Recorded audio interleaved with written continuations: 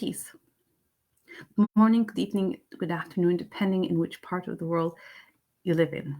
Today, I want to talk about the benefits of understanding how your human experience is created or how your mind works, which is the basis for the leadership development and emotional resilience program that I use in my coaching, mentoring, and consulting. But before I do that, my name is Dr. Aya Akeri. I'm just a young lady, an adventurer, a wayfarer crossing continents and cultures only to discover the truth that unites us all, our interconnection with each other and the universe. My story is one of intense transitions. I was born in Pittsburgh, Pennsylvania, and spent the first half of my childhood in Tripoli, North Africa, and the second half in Dublin, Ireland. And you don't have to be a cross-cultural specialist to imagine that's like living between worlds.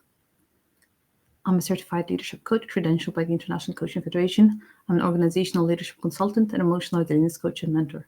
My goal is to transform the conception of leadership into one of inner peace, wisdom, and creation based. Our leaders to lead from the souls through conscious awareness via coaching and mentoring. I help ambitious executive professionals and change leaders to excel, beat burnout, enhance their performance and productivity,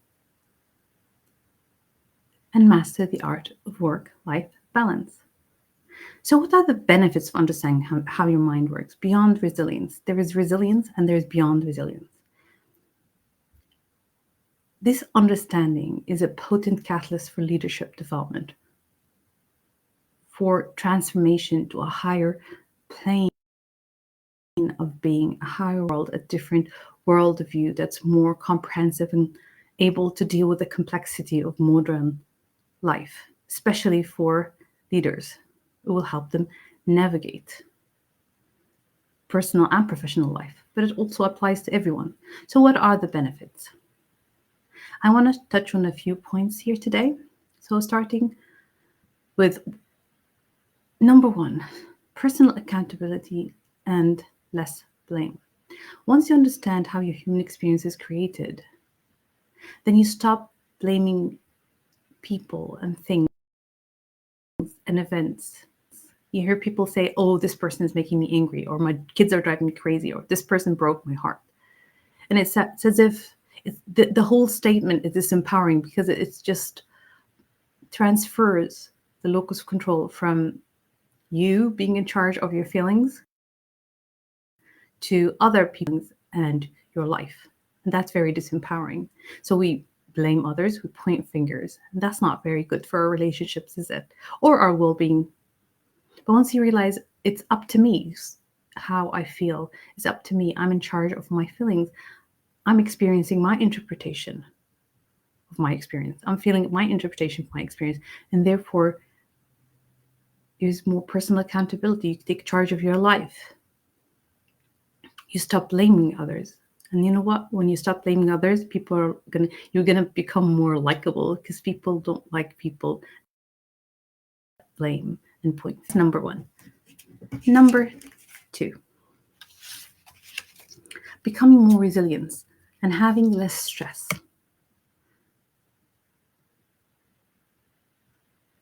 So once you understand your power of thinking, it affects the way you create reality, then you realize then that you are creating your own upset feelings. Okay, just because something happened that you didn't like doesn't mean that that thing is going to control how you feel. So when you realize, okay, I can let go of this upset or uncomfortable feeling, and therefore you have fewer stressful responses, and also they're short-lived. So instead of being angry for a week or 24 hours, you're just maybe feel angry for like 10 minutes and then realize, okay, yeah, I can let go of this. And that's how you become more resilient, becoming more resilient and having less stress in your life. Now, number three, more time spent being fully present in the moment. Because once your mind clears of this all of this unnecessary thinking, then it's easier to be present in the moment. Present in the moment, we've got so much going on in your mind.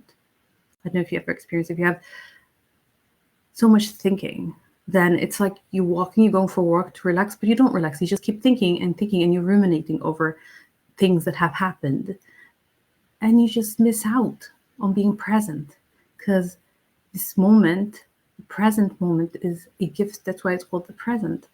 Once you let go and realize that, you know, just let go of that unnecessary thinking, you fall into the moment.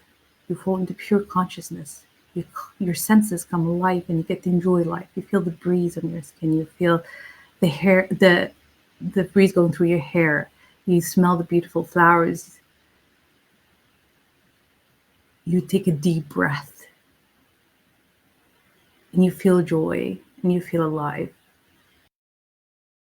Okay, so number 3 was spent being fully present, because you realize you don't need to change the external world, that your feelings are not coming from the external world, and therefore you're more likely to let go. Number 4, greater ease with your inevitable ups and downs of life. Ups and downs of life are inevitable. It's natural. It's the part of the ebb and flow, natural cycle, day and night, 4 seasons. It's normal, but it's our resistance to our experience that creates our pain. If you remember a time when something happens, I had a conversation with somebody yesterday, and she was rude. It was very hard to communicate. And I did feel upset, because I was like, how rude. I mean, how can you possibly talk to people like that? That's not okay. But then once I got that moment of insight, that realization that person could be going through something, just having, or maybe she's doing the best with her current level of understanding. She might have seen me. I don't know what she was thinking at the moment. I don't know what kind of circumstance she was living through. And then not attaching my self-worth to that experience, and realizing, okay, that's just her. That's not me. I get to choose how I show up in my life. And that makes it easier. You live from a space of ease. There's no need to change your experience. There's no need to overanalyze your experience or resist it. The most important thing is resistance, because with resistance comes pain. If you want ease, you're going to have to let go of that resistance to your human experience. Number 5, freedom from perceived limitation. Okay, so we're creating a reality through our interpretation of our experience. It's like you have a dream, and then you wake up from the dream and you realize it was just a dream. Same thing, you let go of your daydreams that you have created. And it sounds really simple, because it is. It's very simple, realizing that they're just momentary constructs, they're illusions, our interpretation. We created this. And therefore, these perceived limitations, I'm fat, I'm thin, I'll never be good enough, or I'm not worthy, they're just limitations that we've put, labels that we've put on ourselves, and just understanding that they are just labels. They are illusions, constructs that we have made. And we use them to limit ourselves. Innocently, unintentionally, but then also being aware, realizing that it's just a perceived limitation, that there are no limitations. Limitation is an illusion. And that's how you unlock your potential. Possibilities are endless. They're always there, but then being able to see them is when you let go of those perceived limitations. That's freedom, psychological freedom. Number 6, forgiveness. Forgiveness. That's something that a lot of us struggle with. It's normal to have judgmental thoughts, but then holding on to judgmental thoughts makes it very hard to forgive people. And then ask yourself the question, if you're holding on to these judgmental thoughts, who's suffering? You or the other person? It's more likely to be you. And I understand maybe the other person did harm you, or they were inconsiderate, disrespectful. But at the end of the day, if you're holding on to these judgmental thoughts, you're suffering.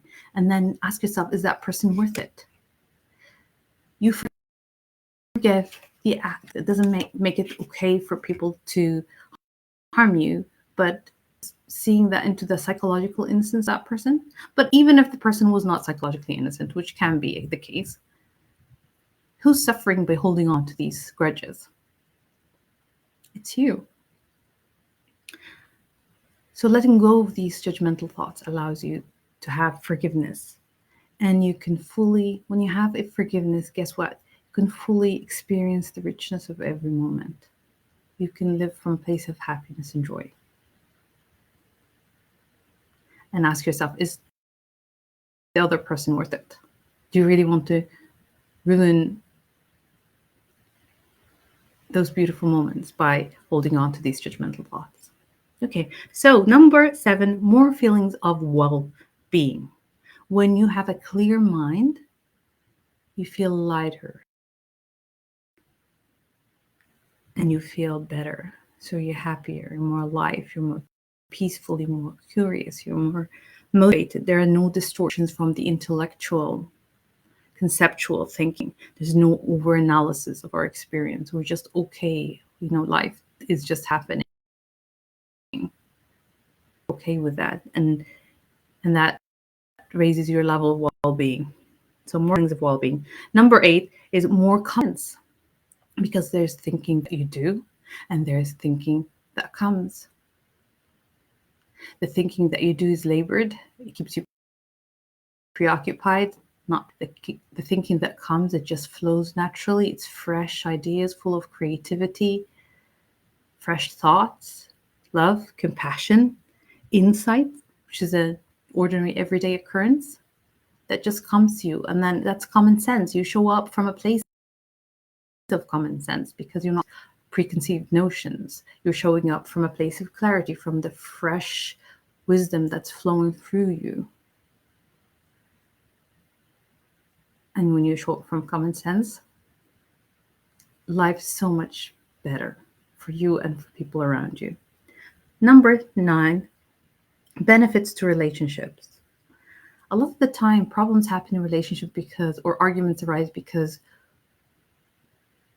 we want people to see things the way we do. But once you understand how their human experience is created, you realize that there is no way that two people to feel exactly and see things exactly the same way. So being more accepting that people will always see and live the same exact experience from their own perspective, that we cannot be on exactly the same page, and that's okay. And relationships flourish. Arguments, they understand, okay, they're living from their current level of understanding, their level of consciousness, and I'm living from my level of consciousness, and we'll see things different, and we'll feel things differently, or interpret our experiences differently, and that's okay. There's more room for compassion, for love, and for growth. And you have more to give to relationships. You understand your essential nature, and you show up from a place of love and understanding, and you can beautiful relationships. So it really improves the quality of your relationships and the quality of your life. You have more to bring to relationships. So let's look at this in a business setting. So in a business setting, this understands a mentoring and coaching program. And this is a story of a successful application in the business conducted in a high-tech electronics company in the aerospace and defense industry. And the program was called State of Mind and Business Success, because it really comes down to the world, how you understand your mind. And the results were interesting, if anything. It was greatly successful. They actually identified the state of mind as a fundamental organizational value and a critical competitive edge in the marketplace. Improvements. There were major improvements in financial performance, such as orders, profits, sales, in program performance in terms of on-time deliveries, reliability, product quality. There was also improvements in the overall climate and work environment. So we have an improvement in organizational culture in terms of team cohesion, teamwork, leadership, camaraderie, customer relations, conflict resolution. And the benefits were not only professional, but they also leaked into the personal lives of the employees. And according to a senior company executive, and this is a quote by him, he asserted that many employees often stated that they had experienced changes in their personal lives, in their physical, emotional, and mental health, and their personal relationships, which they credited to the State of Mind program. So I guess it all comes down to what's in it for me. Imagine your life being more present in the moment, personal accountability, stopping no blaming others. So this is very empowering because you take charge of your life, more well-being, better relationships, more ease, the ups and downs of life from a place of calm clarity, more creative, happier, more common sense, greater ease, more forgiveness,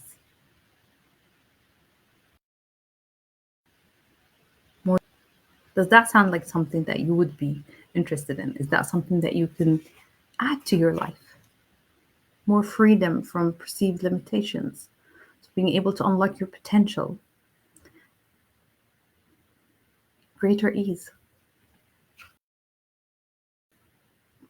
It's a feeling of coming home, just being connecting with yourself and valuing yourself, connecting with the true essence of your being. And that's why I said beyond resilience, because it's one thing to become resilient, you have less stress in your life, but there's so much more to unlocking your potential, transformation to a higher plane of being in terms of higher self. You hear people talking about higher self. And when you're at that higher level of unconsciousness, you are a much better person and you have so much to offer to the world. And you're a source of blessing and peace and happiness for others too. That's just one of the benefits that come along. I'd love to hear your stories. Have you ever been in a situation where you felt like, well, I could have handled this better? Like, I mean, I did share my story. I had an issue yesterday with somebody. Well, I didn't. I just had a communication and that person was just not responsive at all. And I had a choice. Do I get upset? Be upset for how long? It was my choice, right? And being able to show up from a place of compassion.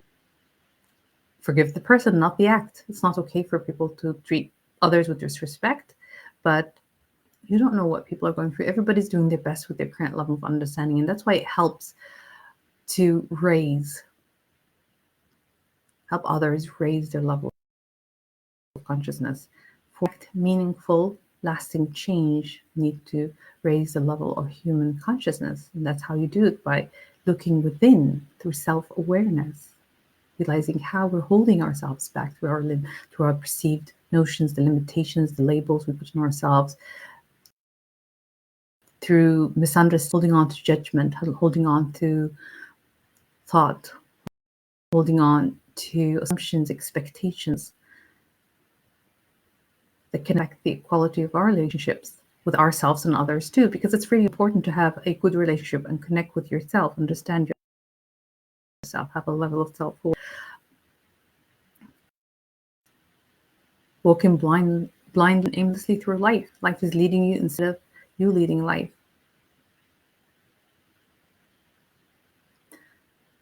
Thank you for your time. I would love to hear your takeaway and your feedback. And if you please like and subscribe and share. My name is Dr. Aya Carey, organizational leadership consultant, emotional resilience coach, mentor, and leadership coach. And please connect with me to my website. You can download my free book and workbook on my website, www.drayacare.com. And also you can find my book, From Your Soul, the 4 Worldviews of Inspiring Leaders. Thank you and have a wonderful day. Bye.